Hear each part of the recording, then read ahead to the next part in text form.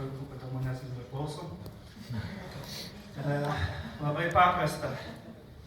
Pavelas čia visur šmežuoja, Facebook'e neįmanoma Facebook'ą užeiti vien Pavelas su savo... Su kuo? Ką jis ten kūrė? Naujienlaiškiai mums duoda brūkalą, o dėjai duoda šlamštalą.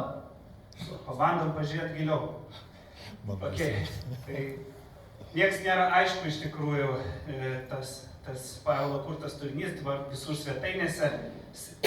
Anksčiau dariau tik tai SEO optimizacijas, kur tiesiog apie nieką prirašai, kuo daugiau tekstų užeini, pabandai kažką surasti ir tiesiog neįmanoma surasti kažko. Dabar ir su DI tas pats. Ir kokia čia? Anksčiau filosofai tikrovės gal pabaiga domėjasi ir panašiai, o dabar visą tai tapo ant tiek žemiška, kad nusileido iki pat mūsų ir tapo kiekvienam klausimas. Ar jums tikrai skambina, pavyzdžiui, jūsų tėvas ir prašo pinigų, arba jūsų tėvui skambinat jūs, tapo klausimų ir tikrai mes matom, kad tikroviai atėjo galas.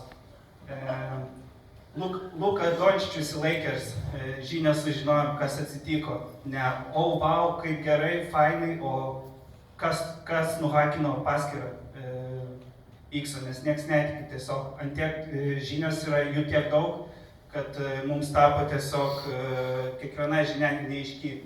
Tai tiesa ar ne? Kur problema šiuo atveju, kad vartotojai iš tikrųjų norėtų žinoti 90% jų, ar tie brandai, verslai naudoja dirbtinį intelektą, ar jie jų neapgaudinėja. Ir aišku, gerai Pavelui, nes vis tiek nieks nepagaus, jis ant tiek protingas. Tas dirbtinis intelektas, tai biškį duonos turės, kad iš tikrųjų žinutė BNI-ui, kad būtent brandai bus nuo šiol apie autentiškumą.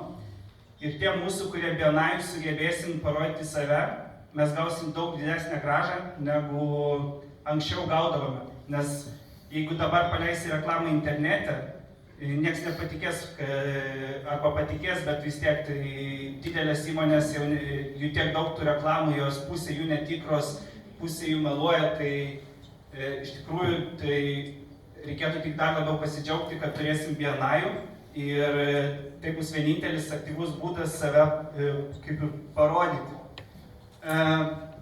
Ko mes iš tikrųjų turėtume, nežinau, kažką naujo padaryti, tai mūsų draudimo brokeris turėtų sukurti kažkokią paslaugą, kad apdrausti mus nuo sukčiavimo. Vienas dalykas. Gerai, užteks Richardo, kai būsim apdrausti, nereikės bijoti, bet iš tikrųjų problema tame, kad nei vienas iš mūsų negalės apsisaugoti nuo apgavysčių ir panašiai, tai tiesiog gali būti bet koks protingas, tai tiesiog neįmanoma. Su ypač dabartinė pažanga. Vienintelis būdas, nebent jeigu Pavelas, pavyzdžiui, neapmokės savo iChipo sąskaitos ir jums tiesiog neveiks. Bet šiaip taip galėčiau zvimptelt ir žinočiau, kokia nuotaika, nereikėtų klausti, jeigu apmokėtų sąskaitą, aišku. Ką aš siūlau mums visiems, tai